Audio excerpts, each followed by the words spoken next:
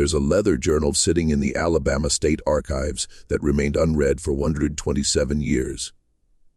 When historians finally opened it in 1974, 3 of them requested immediate transfers to different departments.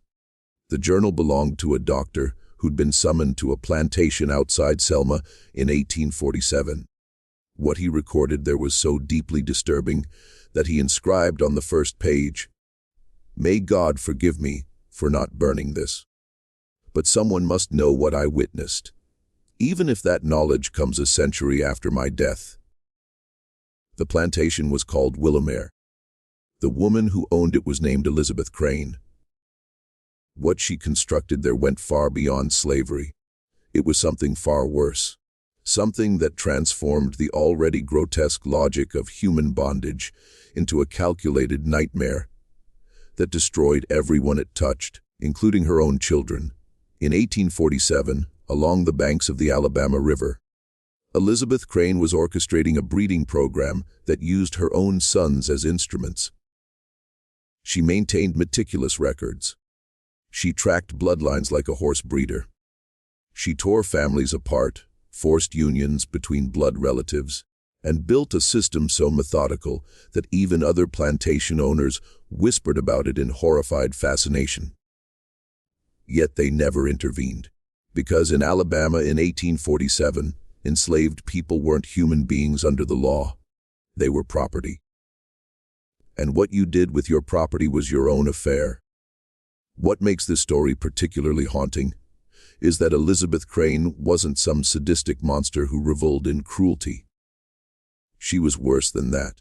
She was a businesswoman who viewed human beings as inventory, who calculated profit in children's lives, and who convinced herself that what she was doing was not just acceptable but innovative.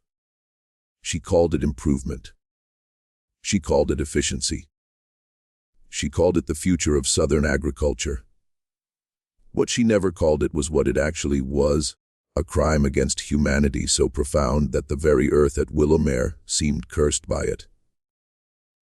Before we venture deeper into this darkness, understand something. This isn't entertainment. This is testimony. These were real people who suffered in ways that should make us sick to remember. And if you're still here, if you're willing to witness what happened at Willowmir Plantation, then you need to hear all of it. The comfortable lies we tell ourselves about history require the truth as their antidote. Subscribe if you believe that remembering is an act of resistance.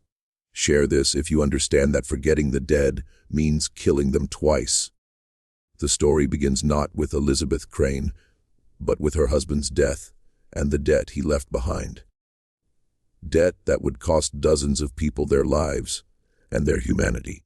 Willowmir Plantation occupied 400 acres along the Alabama River, about 12 miles south of Selma in Dallas County. The land was rich black soil that grew cotton as if the river itself was pumping wealth directly into the ground. Colonel Marcus Crane had purchased the property in 1809 with money inherited from his father's shipping business in Savannah. By 1825, Willowmir was producing 340 bales of cotton annually, and Marcus Crane was one of the most respected planters in Dallas County.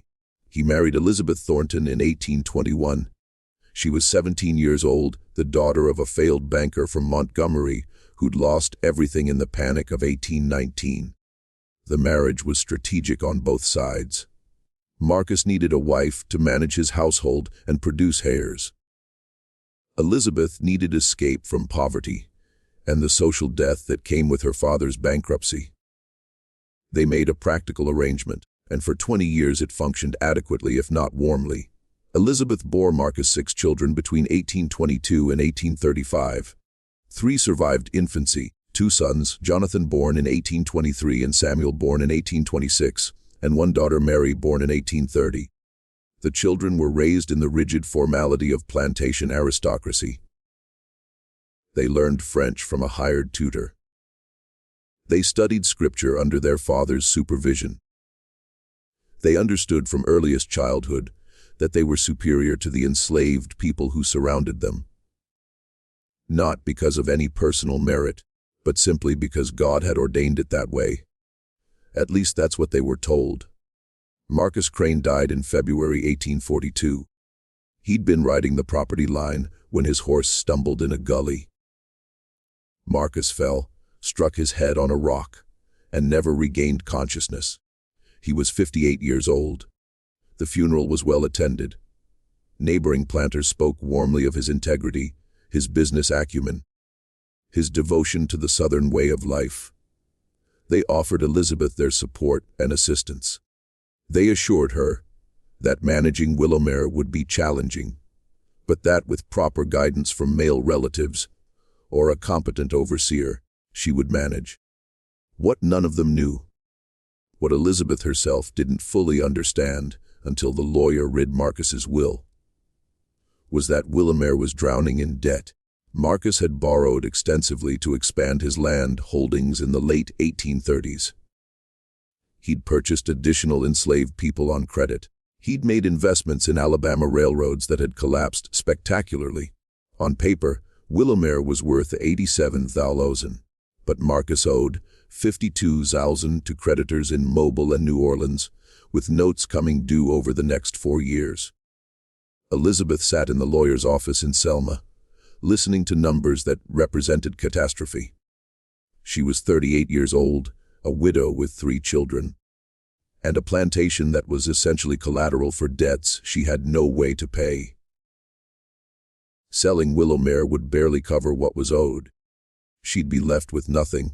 No home, no income, no social standing. Just poverty and dependence on whatever relatives might take pity on her. The lawyer, a thin man named Horace Peen, cleared his throat uncomfortably. "Mrs. Crane," he said, "there may be options. If you could increase production significantly, pay down the notes as they come due, you might retain ownership, but that would require substantial increases in output without additional capital investment. It would require," he paused, "maximum efficiency from your existing resources." Elizabeth understood what he meant. She needed to make her enslaved population more productive without buying additional workers. She needed to extract more labor, more value, more profit from the 63 people Marcus had owned. The 63 people she now owned. And she needed to grow that number without spending money on purchases. There was only one way to do that breeding. Most plantations experienced what owners called natural increase. Enslaved women had children. Those children eventually became workers. It was slow, but over decades it grew the labor force. But Elizabeth didn't have decades. She had 4 years before the largest note came due. She needed rapid increase, systematic increase. She needed to turn reproduction into an industrial process. The idea didn't come to her fully formed. It developed over months as she studied the plantation ledgers, calculated profit margins, and lay awake at night doing arithmetic that traded human dignity for financial survival. She began tracking the women at Willowmir, noting their ages, their health, their fertility. She separated out the youngest and strongest 11 women, ranging from age 16 to 24. She moved them into a renovated cabin near the main house where she could supervise them directly. And then, she looked at her sons. Jonathan was 19 years old in 1842, tall and lean with his father's serious demeanor. Samuel was 16, more volatile, quicker to anger. Both were young men of marriageable age in a community where eligible young women were scarce and required dowries Elizabeth couldn't afford. Both were bound to Willowmir by circumstance and family obligation. Both were, she realized with cold calculation, tools she could use. The first conversation happened in September 1842. Elizabeth called Jonathan into her study, the room where Marcus had once managed plantation business. She'd been managing it herself for 6 months by then, learning to read ledgers, calculate yields, and make decisions about crop rotation and slave discipline. She discovered she was good at it. Perhaps better than Marcus had been. She had a clarity he'd lacked. She wasn't sentimental about tradition or reputation. She focused on results. "Jonathan," she said, closing the ledger she'd been reviewing, "we need to discuss the future of Willowmir. You understand our financial situation?" Jonathan nodded. His mother had been frank with him about the debt. He knew they were in danger of losing everything. "I've been considering how to increase our holdings without capital expenditure," Elizabeth continued. "The most efficient method is to grow our labor force through natural reproduction. But the natural rate is too slow. We need to accelerate it." She watched her son's face carefully as understanding dawned. Jonathan's expression shifted from confusion to comprehension to something that looked like physical illness.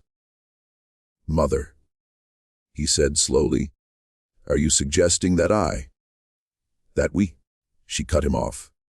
"I'm suggesting that you understand your duty to this family, that you recognize the reality of our situation, that you participate in ensuring our survival. The women I've selected are healthy and fertile. The children they bear will belong to Willowmir, will increase our wealth, will secure our future." Jonathan stood up abruptly. "This is obscene. It's wrong. Father would never have allowed it. Your father is dead." Elizabeth's voice hardened. "Your father left us in debt. Your father's traditional methods were leading us toward bankruptcy. I'm doing what's necessary to save this family, and you will help me or you'll watch your sister starve when creditors take everything we own." The argument continued for hours, but Elizabeth Crane had already won. She knew her son's weak points, his sense of family duty, his fear of poverty, his lack of alternatives. Jonathan was 19 years old with no education beyond plantation life, no money of his own, no prospects beyond what Willowmir could provide. He was trapped, and his mother knew it. By October 1842, Jonathan Crane had entered the cabin where Elizabeth kept her selected women. He'd been assigned to a girl named Celia, 18 years old, born at Willowmir, strong from field work. Celia had been given no choice in the matter. She'd been told that compliance meant better food, lighter work, safety for what family she had left. Resistance meant punishment, separation from her younger sister, possible sale to the deep south, where death came quickly in the cane fields. What happened in that cabin wasn't consent. It wasn't romance. It wasn't even the common brutality of masters taking enslaved women by force. It was something more coldly evil. It was organized, scheduled, recorded in ledgers with the same notation Elizabeth used for cotton yields and equipment maintenance. Jonathan came to the cabin 3 nights each week. Elizabeth tracked Celia's cycles to maximize chances of conception. When Celia became pregnant in December, Elizabeth noted it with satisfaction and moved Jonathan to the next woman on her list, a 20-year-old named Ruth. Samuel was brought into the system in early 1843. He was younger than Jonathan, more easily manipulated, and secretly relieved to have access to women without the social complications of courtship. Elizabeth recognized this about her younger son and used it. She presented the breeding program not as a moral compromise, but as a privilege, a natural right of ownership that he should exercise without guilt. Samuel accepted this narrative more readily than Jonathan ever had. Within 6 months, he'd fathered children with 3 different women. By the end of 1843, Elizabeth's system was fully operational. The selected women lived in the supervised cabin. Jonathan and Samuel rotated among them, on schedules Elizabeth maintained in her private ledger. Pregnancies were monitored carefully. Women received better food during pregnancy, lighter work, access to the plantation's medical supplies.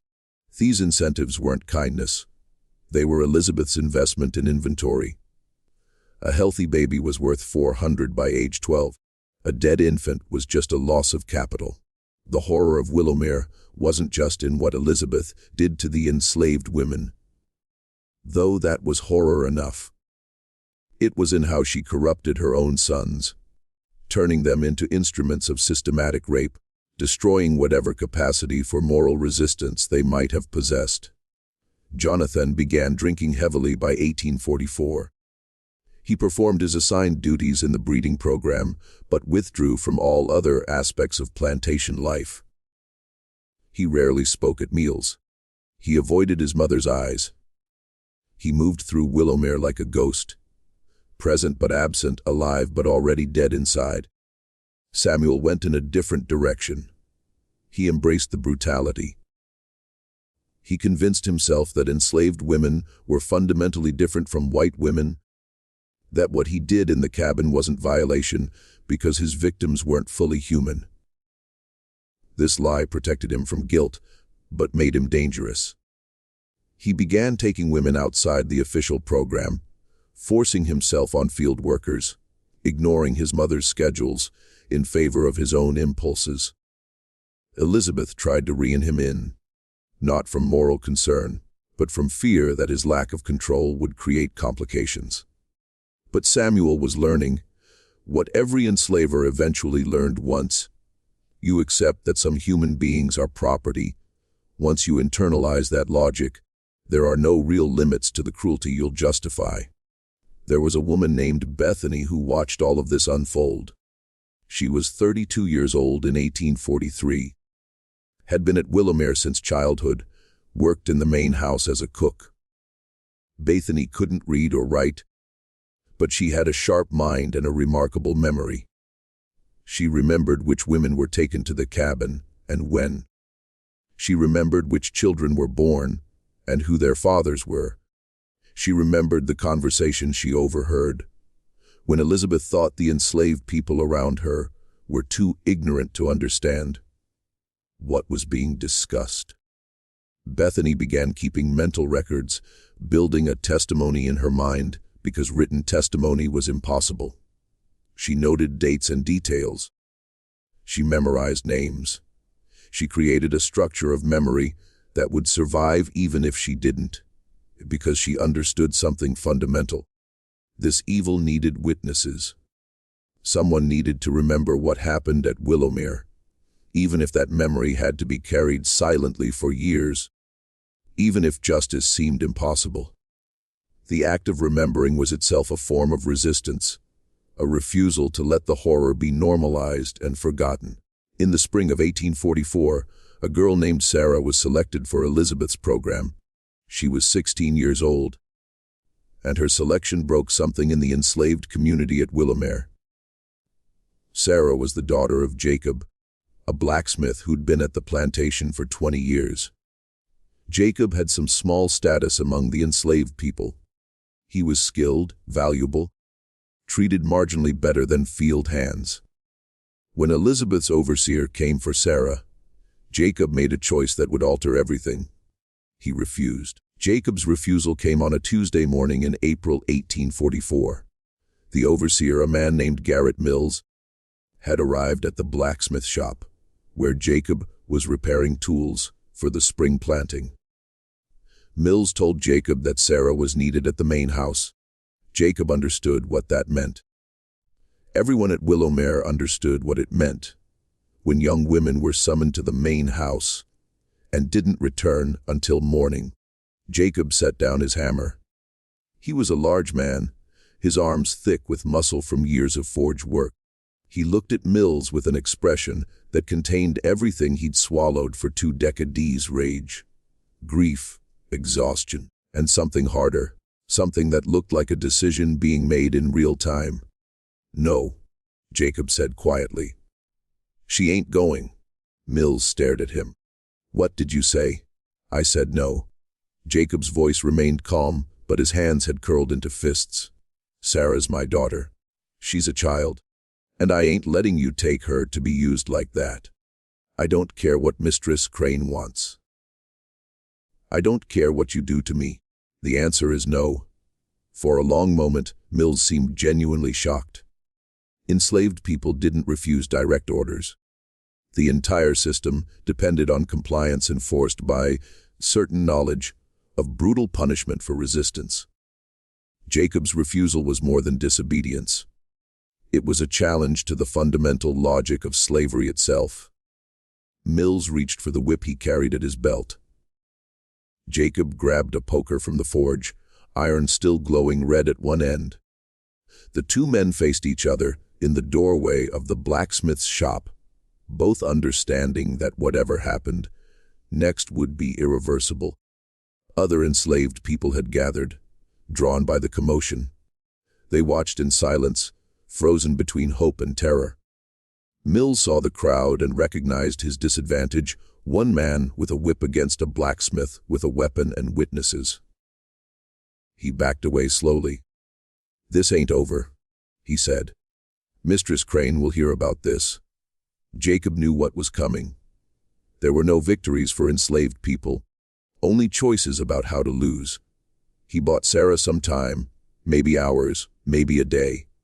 But Elizabeth Crane wouldn't tolerate defiance. The punishment would be severe, designed to terrify anyone else who might consider resistance. Jacob accepted this. Some things were worth dying for. Your child's innocence was one of them. Elizabeth learned about the incident within an hour. Her reaction was cold calculation rather than anger. Jacob's refusal represented a direct threat to her system. If one person could resist successfully, others would follow. She needed to make an example so brutal that no one at Willowmir would ever consider defiance again. But she also needed to be careful. Jacob was valuable. He was the only blacksmith at Willowmir, and blacksmiths were difficult to replace. Killing him would create practical problems. She needed punishment that would break him without destroying his usefulness. That would terrify the other enslaved people without reducing her labor force. She called Jonathan into her study that evening. "Your involvement is required," she told him. "There's been an incident, a refusal. It needs to be addressed publicly and severely." Jonathan looked at his mother with hollow eyes.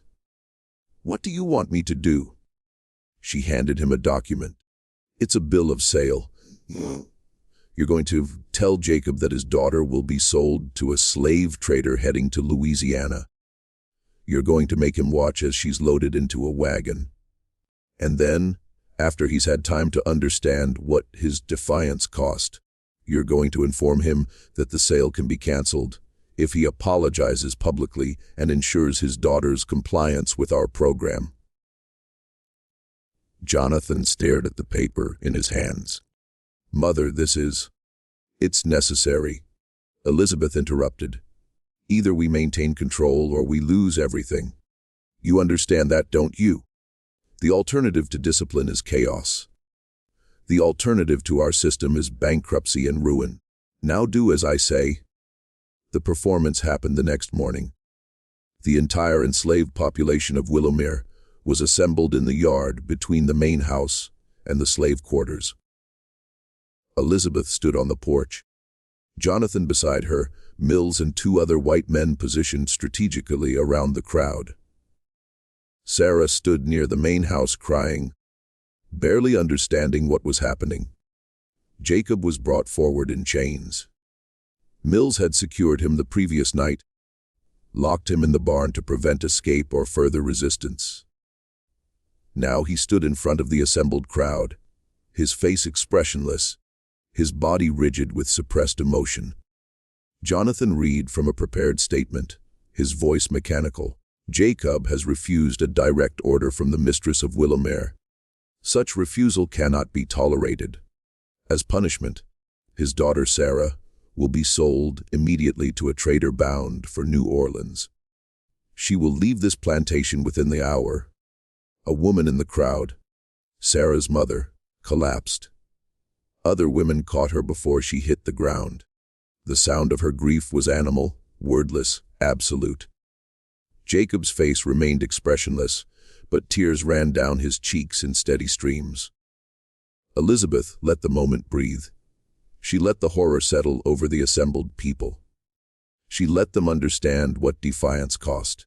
Then she spoke for the first time. "However," she said, her voice carrying across the silent crowd, I'm a merciful woman. If Jacob apologizes publicly, if he acknowledges his error, if he personally ensures his daughter's compliance with her assigned duties, then the sale will be cancelled. Sarah will remain at Willowmir with her family. The choice is his. Every person in that yard understood what Elizabeth was doing.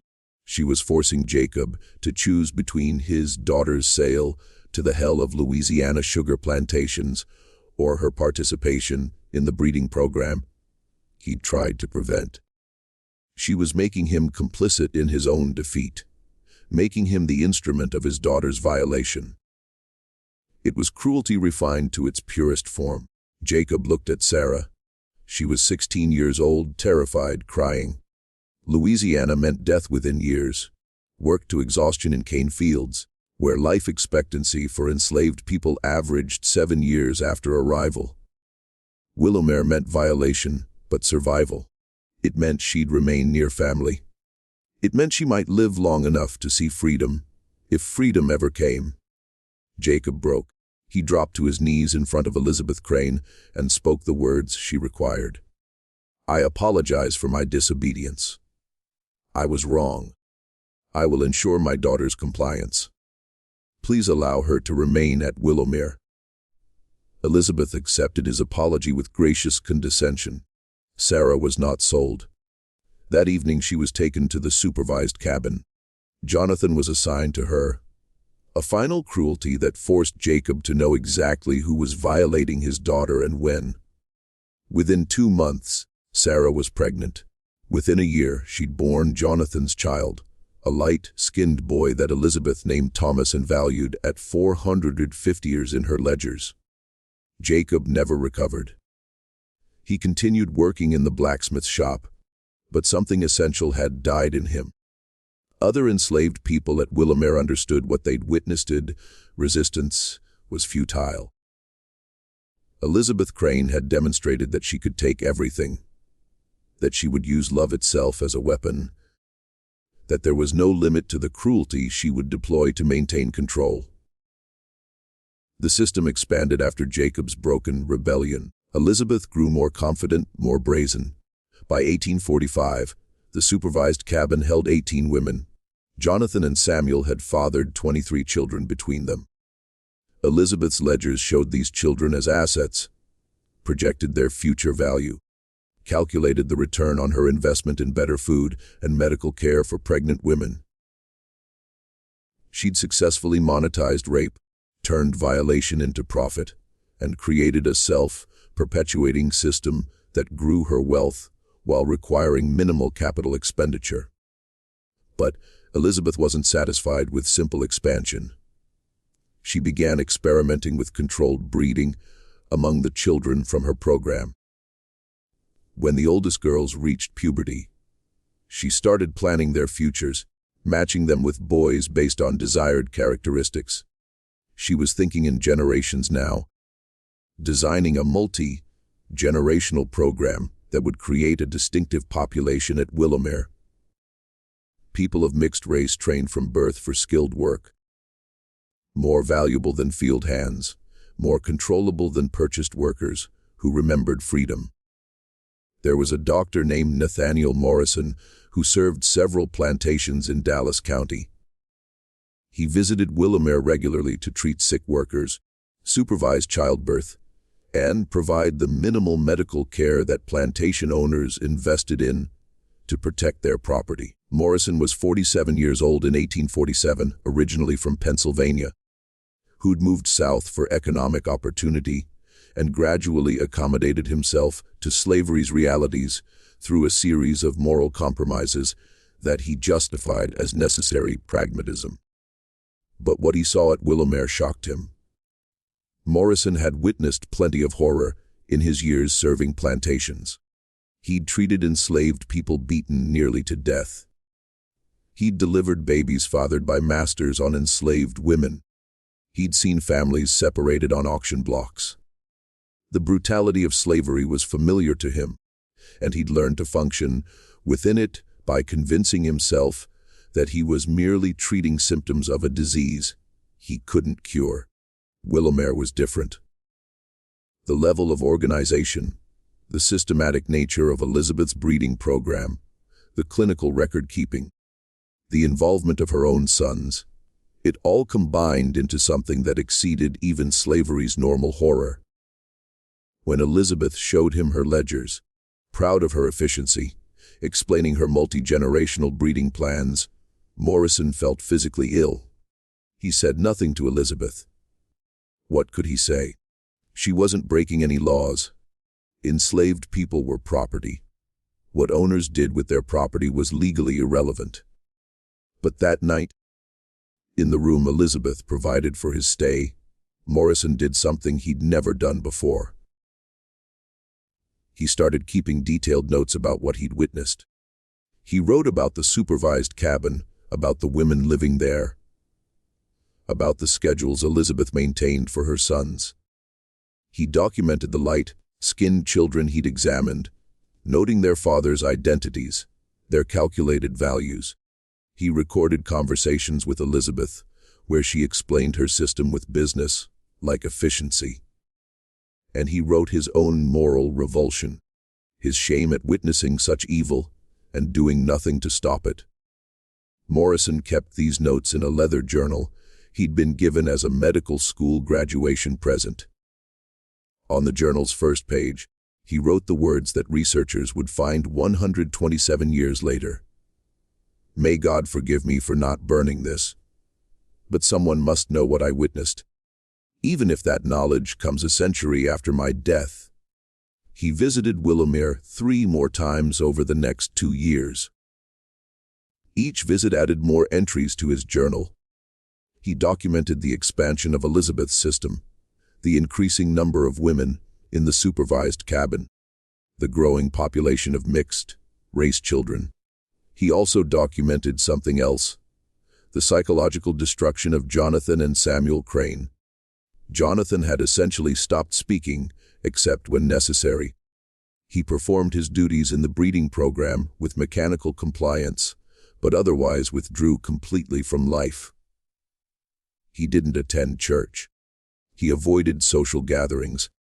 He spent hours alone riding Willowmir's boundaries, as if looking for an escape that didn't exist.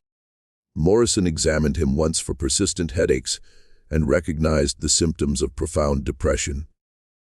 The young man was dying inside, killing himself slowly through alcohol and despair, unable to escape the horror he participated in, but unwilling to fully accept it.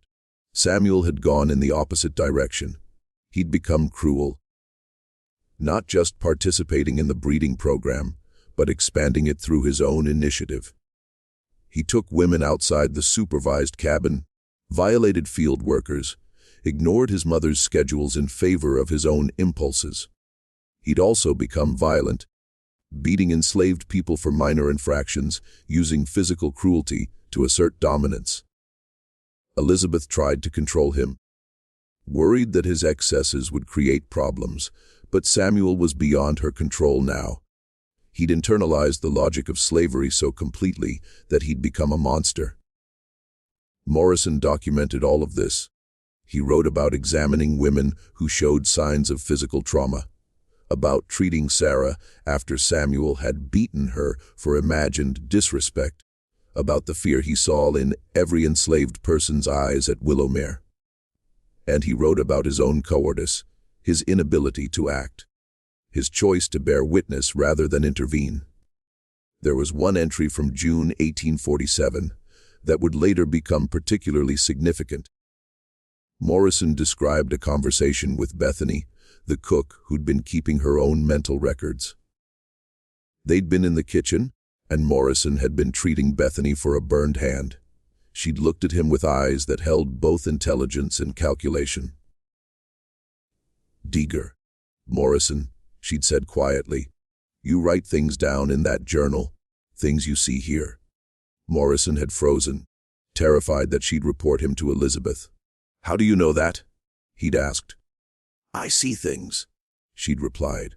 "I remember things. I know you come back from visiting and write in that book late at night." She paused. "What you write, is it true? Is it everything?" Morrison had nodded, unable to speak. Bethany had studied him for a long moment. "Then you need to keep it safe," she'd said. "Because someday someone needs to know what happened here. Someone needs to remember us. Not just what Mistress Crane did, but that we were people. That we had names, that we mattered." Morrison had promised he would.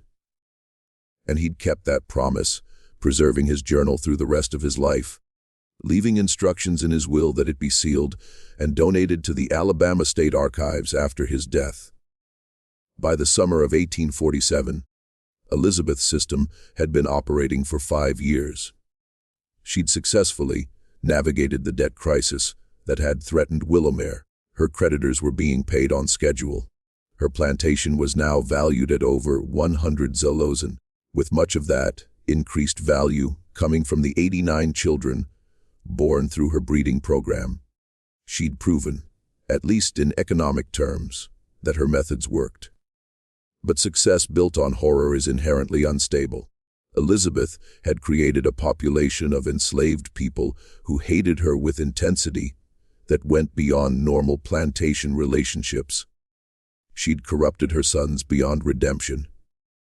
She'd built a system that required constant violence to maintain, and she'd attracted attention, the kind of whispered speculation from neighboring plantation owners who wondered exactly how Elizabeth Crane had turned Willowmir's fortunes around so dramatically. Some of that attention was admiring. Other plantation owners, facing their own financial pressures, wanted to understand her methods. A few even approached her discreetly, asking for advice about increasing their own enslaved populations through natural means. Elizabeth provided that advice carefully, never explaining the full extent of her system, but offering hints about selection, supervision, and incentive structures. She was in her own mind an innovator sharing best practices. But other attention was darker. There were rumors about the light-skinned children at Willowmir, about the Crane sons' unusual devotion to their mother's plantation, about the supervised cabin and what happened there. Most white people in Dallas County chose to ignore these rumors. The alternative was acknowledging that slavery's logic led exactly where Elizabeth had taken it, and acknowledgement would require either action or complicity. Complicity was easier. The enslaved people at Willowmir didn't have the option of looking away. They lived inside Elizabeth's nightmare every day, and by 1847, some of them were beginning to plan resistance. The resistance didn't start with a plan. It started with a man named Isaiah who'd been at Willowmir for 30 years. He was 52 years old in 1847, too old for field work, assigned instead to maintain the plantation's equipment and buildings. Isaiah couldn't read, but he understood structure. He understood how things were built, how they could be dismantled, how systems that seemed solid could collapse if the right support was removed. Isaiah had watched Elizabeth's breeding program grow from its beginning. He'd seen Jacob's rebellion crushed. He'd witnessed the expansion of the supervised cabin. He'd helped construct the additional rooms Elizabeth ordered built, sawing timber and driving nails into a structure he knew would house horror. And through all of it, he'd been waiting, storing knowledge, looking for weaknesses. By 1847, Isaiah had identified something important. Elizabeth's entire system depended on her son's participation. Without Jonathan and Samuel, the breeding program couldn't function as designed. Elizabeth could hire overseers to force women, but that would be cruder, more visible, harder to maintain with the same systematic efficiency. Her sons were essential tools, which meant her sons were vulnerabilities. Isaiah began talking carefully to other enslaved people at Willowmir, building trust, testing loyalty, identifying who might be willing to risk everything for the possibility of change. He was cautious, knowing that desperation sometimes made people dangerous, that someone might betray a resistance plan in exchange for Elizabeth's favor or just out of fear. But over months, Isaiah assembled a small group of people who understood that survival alone wasn't enough, that some things were worth dying for. Bethany was part of that group. So was Jacob, though his spirit had been broken, and he contributed more as a symbol than an active participant. There was a woman named Clara who worked in the main house, who had access to Elizabeth's study, and could report on the mistress's schedules and plans. There was a young man named Daniel who worked in the stables and knew the roads leading away from Willowmir. And there was Ruth, one of the women in the supervised cabin who'd borne 3 children through the breeding program and whose rage had crystallized into something cold and calculating. They didn't plan rebellion in the traditional sense. They couldn't fight armed white men and win. They couldn't escape en masse without being hunted down and killed. But they could sabotage. They could create chaos. They could make Elizabeth's system too costly to maintain. And if they were very careful and very lucky, they might be able to destroy the breeding program itself. The first act of resistance was subtle. Ruth, who'd been tracking her own cycles as carefully as Elizabeth tracked them, began providing false information. She told Elizabeth she was fertile when she wasn't, claimed illness during actual fertile periods, and created enough confusion that the scheduling system became unreliable. Other women in the supervised cabin followed her lead. Within 3 months, the pregnancy rate at Willowmir dropped by nearly half. Elizabeth noticed but initially attributed it to natural variation. Then Clara, working in the main house, began making small errors in Elizabeth's record-keeping. She moved ledgers so entries were harder to find. She spilled water on pages, making ink run and numbers illegible. She subtly altered dates so Elizabeth's careful tracking system became corrupted. None of these acts were dramatic enough to warrant severe punishment, but cumulatively they degraded the efficiency Elizabeth prized. Isaiah contributed by ensuring that equipment broke more frequently. Plows developed cracks in their blades. Wagon wheels lost spokes. The gin mechanism that processed cotton required constant repair. Each breakdown reduced productivity, cost money, and demanded Elizabeth's attention. The plantation that had been running with smooth efficiency suddenly seemed plagued by constant small crises. But the most effective resistance came from an unexpected source. Jonathan Crane began to unravel. By late 1847, he was drinking from morning until night.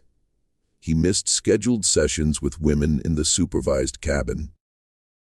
When Elizabeth confronted him, he became belligerent, shouting that he was done, that he wouldn't participate anymore, that she'd already taken everything from him, and he had nothing left to lose.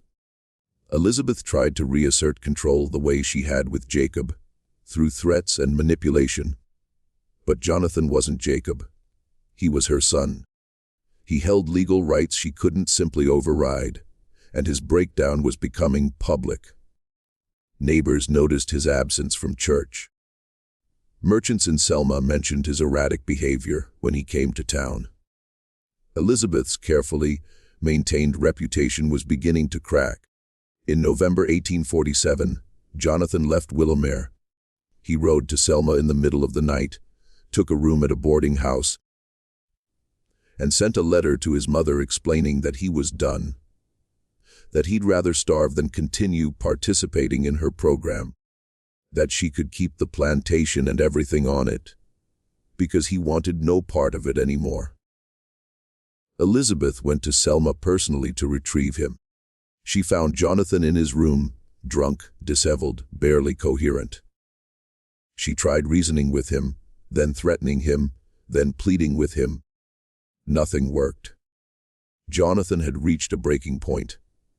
He told his mother that he'd rather die than go back to Willowmir, and he meant it. Elizabeth returned to the plantation without her eldest son. She told Samuel that he would need to increase his participation to compensate for Jonathan's absence. Samuel agreed readily, perhaps even enthusiastically, but one man couldn't maintain the system as efficiently as two. The breeding program's productivity declined further. Then in December, something happened that Elizabeth hadn't anticipated. Samuel took a woman named Naomi from the supervised cabin and beat her so severely that she miscarried the child she'd been carrying.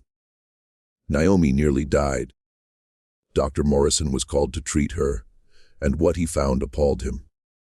He wrote in his journal that the injuries suggested sustained, deliberate cruelty, that Samuel Crane had lost whatever minimal restraint he'd once possessed. Morrison confronted Elizabeth after treating Naomi. "Mrs. Crane," he said, "your son is out of control.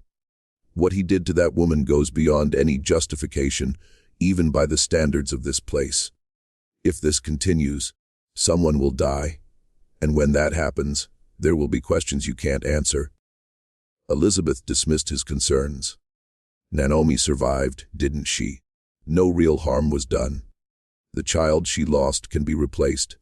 Samuel was disciplining a disobedient worker. That's within his rights as overseer. Morrison stared at her, understanding fully, for the first time, the depth of her moral corruption. She genuinely didn't see the horror of what she'd created. She couldn't see it. Her entire identity was invested in the belief that her system was rational, necessary, justified. The doctor left Willowmir that day knowing he would never return. He wrote in his journal that night, "I can no longer provide medical care to a plantation that uses my services to perpetuate such evil. I am complicit through my continued participation. May God forgive me for the years I looked away." Without Morrison's medical support, Elizabeth's careful management of pregnancies and childbirths became more difficult. Women died in childbirth at higher rates. Infants died more frequently. The supervised cabin, which had been relatively healthy due to better food and medical care, became as dangerous as the rest of the plantation. The economic efficiency Elizabeth had built began collapsing.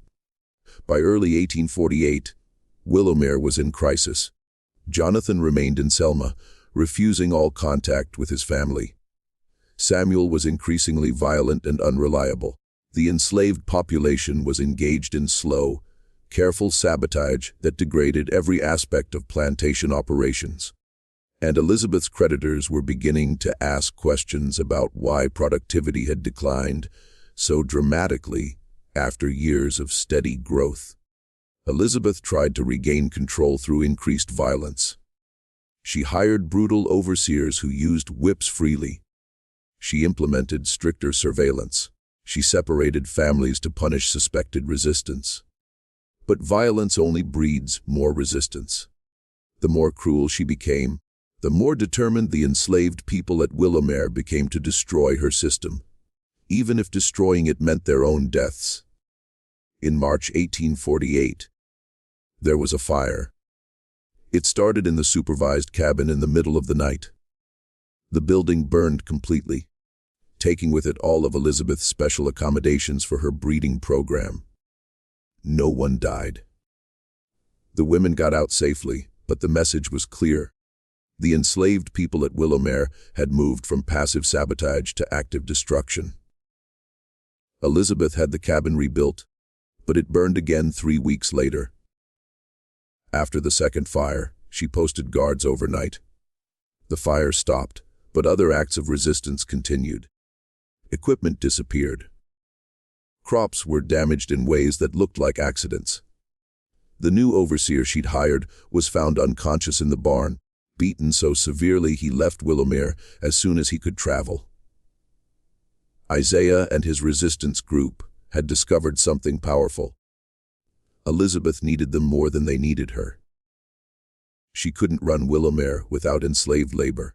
She couldn't punish everyone without destroying her own labor force. She couldn't maintain control through violence alone, because violence required resources and attention. she couldn't sustain indefinitely. The balance of power hadn't shifted completely, but it had shifted enough that Elizabeth's system was no longer sustainable. In April 1848, Elizabeth Crane made a decision born of desperation. She announced that the breeding program was ending. The supervised cabin would be demolished. The women there would return to field work. Her sons would no longer be involved in plantation management. Willowmir would operate as a traditional cotton plantation without the systematic breeding that had defined it for 6 years. She presented this decision as a voluntary choice, a practical adjustment to changing circumstances. But everyone at Willowmir understood the truth. The enslaved people had won. Not completely, not freedom, but they'd destroyed the specific horror Elizabeth had created. They'd forced her to abandon the system she'd invested years building. It wasn't justice, but it was something. It was proof that resistance was possible, that even enslaved people had power, if they were willing to use it. The celebration among the enslaved population was muted and private. They understood that Elizabeth still owned them, that slavery itself continued, that their lives remained brutal and constrained.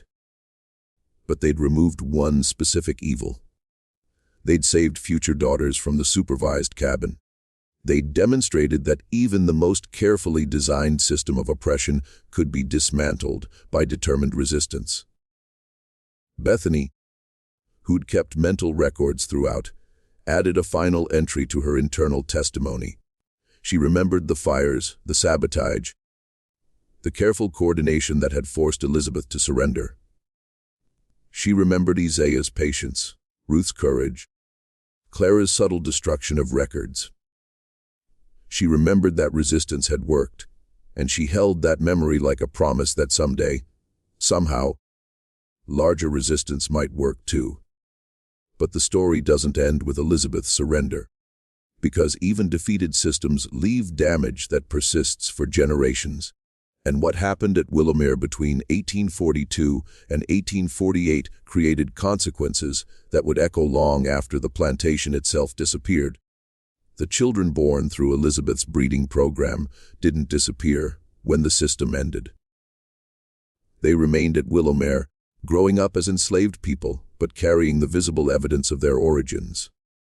By 1850, there were 89 children aged 8 and younger who bore the features of the Crane family. Light skin, straight or wavy hair, eyes that reflected their father's bloodlines. They were living reminders of what had happened, human documents of Elizabeth's systematic evil. Elizabeth tried to erase the evidence. She sold some of the older children to distant plantations, separating them from their mothers, scattering them across Alabama and Mississippi, so that no single location held too many witnesses.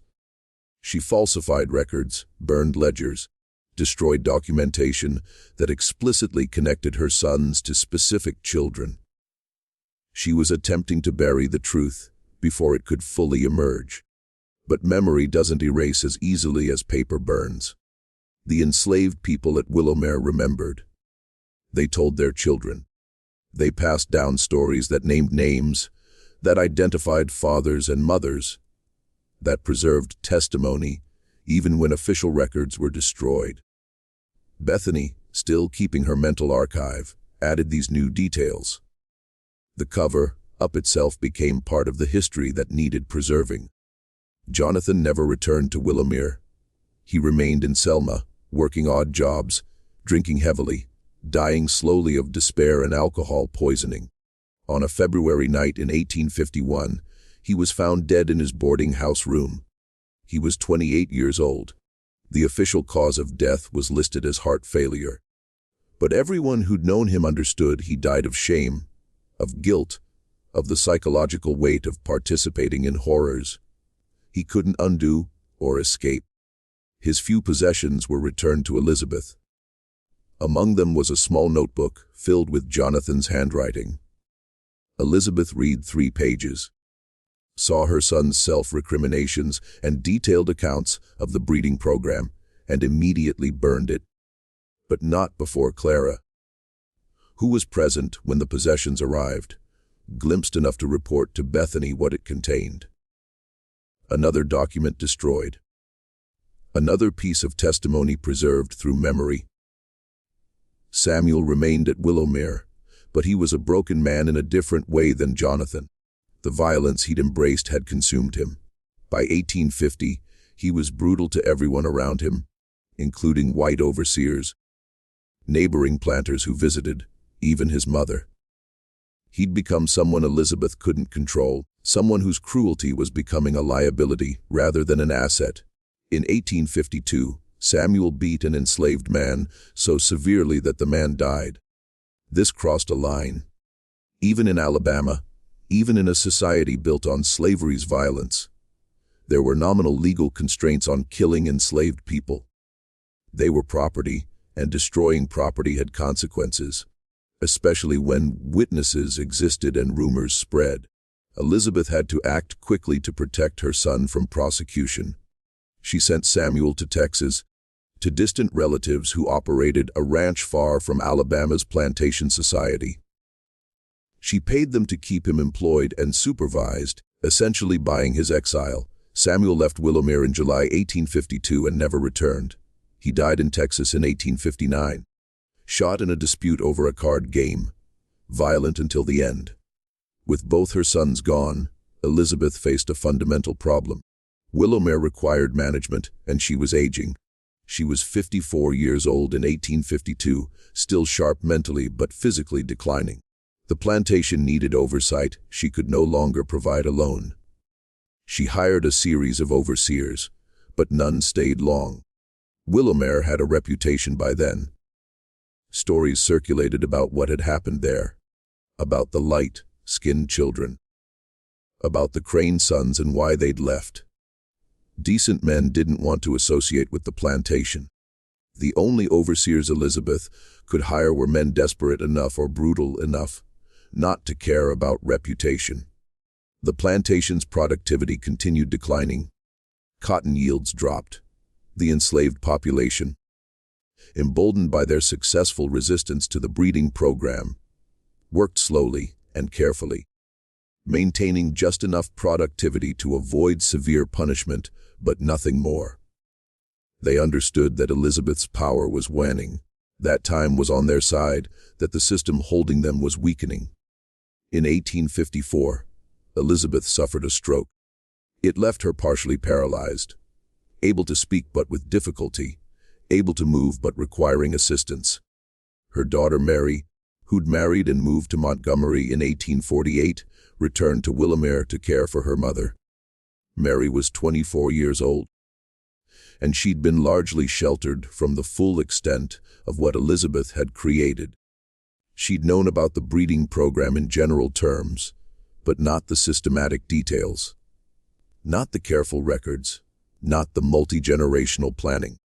When Mary found her mother's remaining ledgers, the ones Elizabeth hadn't destroyed, she was horrified. She read entries that valued children like livestock, that scheduled her brother's participation in systematic rape, that projected profits across generations. She confronted Elizabeth, demanding to know how her mother could have done such things. Elizabeth, struggling with speech, managed to articulate what she'd always believed. It was necessary. It saved the family. It was efficient. Everyone benefits from slavery. I just made it work better. I made us wealthy. I protected you. Mary left the room unable to respond. She spent days wrestling with what she'd learned, trying to reconcile the mother who'd raised her with the woman who'd orchestrated such calculated evil. Eventually, she reached a conclusion. She couldn't undo what had been done, but she could ensure it was never repeated. She burned the remaining ledgers. All of them. Every document that detailed Elizabeth's system. Every record that connected specific children to their fathers. Everything. Mary believed she was protecting her family's reputation. She thought she was showing mercy to the children by eliminating proof of their origins.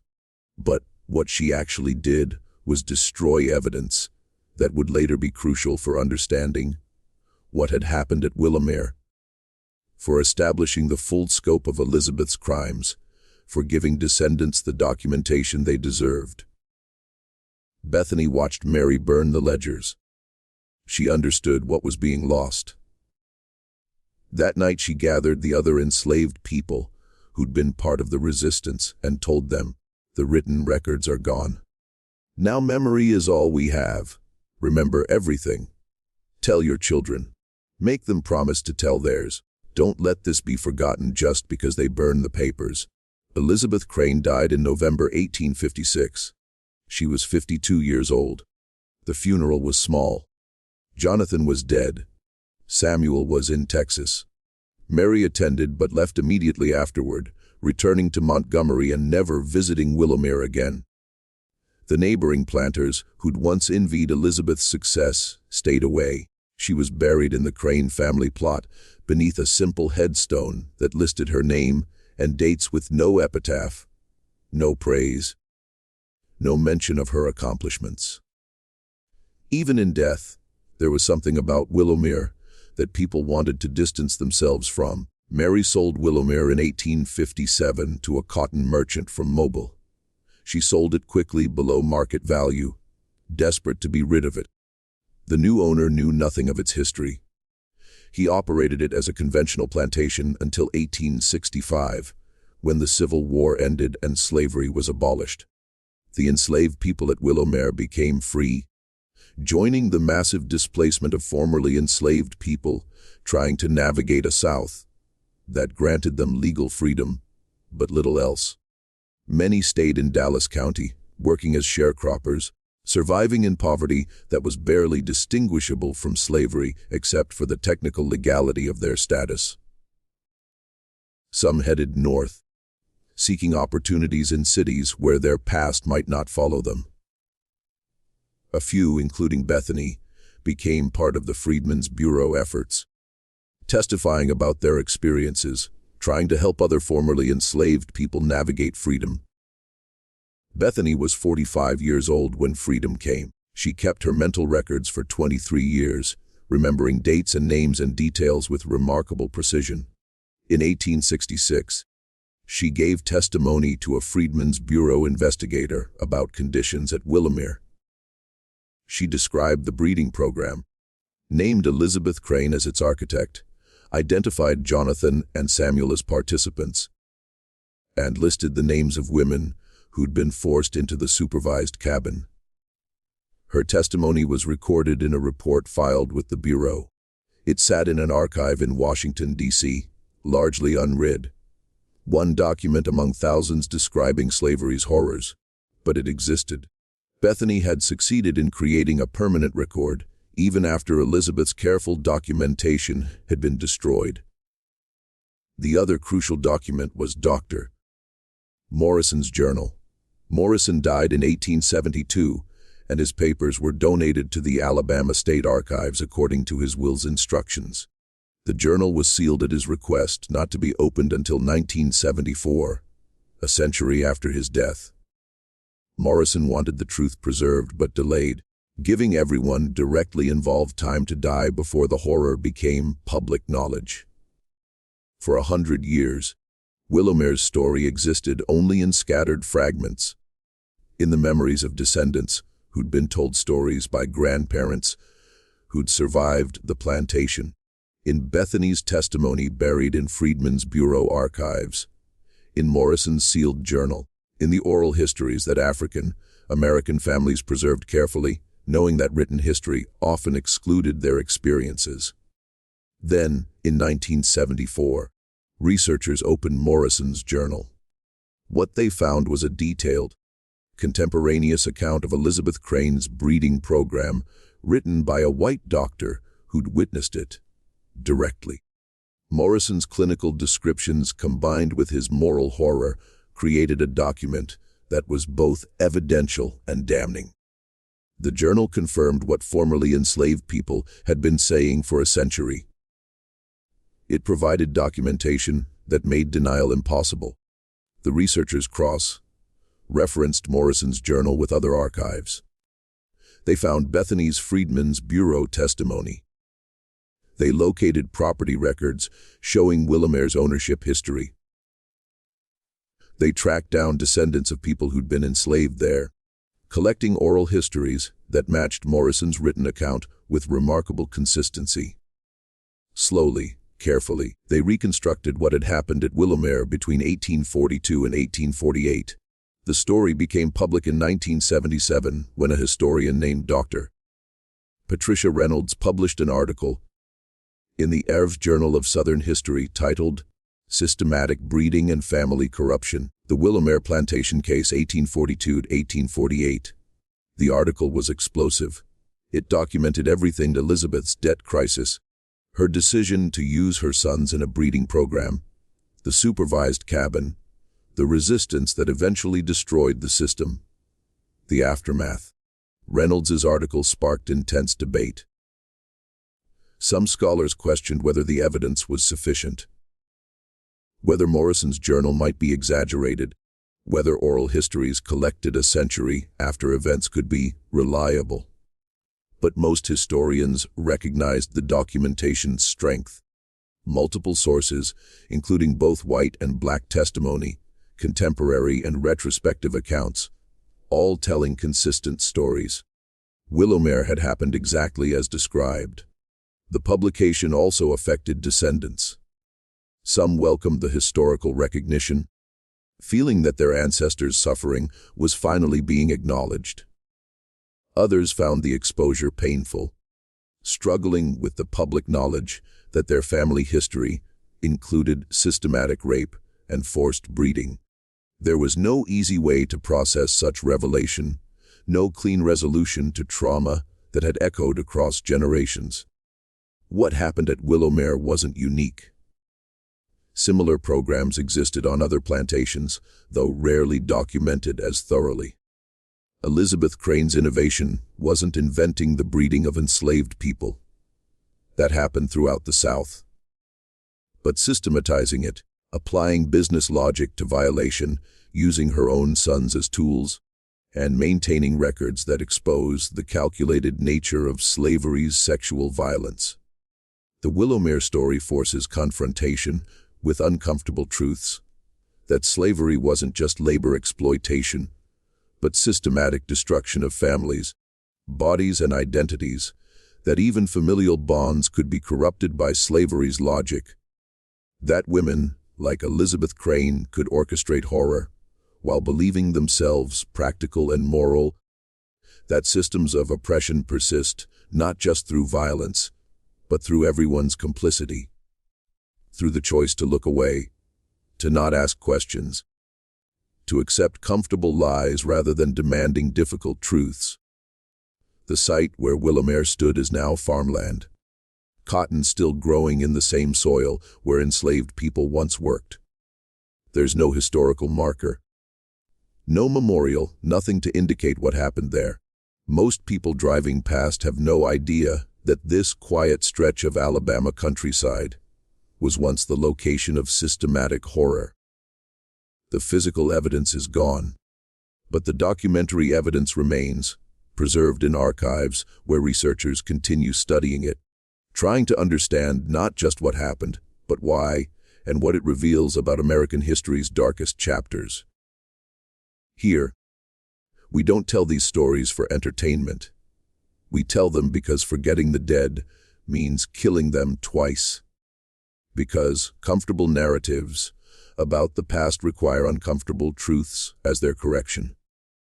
Because understanding how evil systems functioned is essential to preventing their recurrence.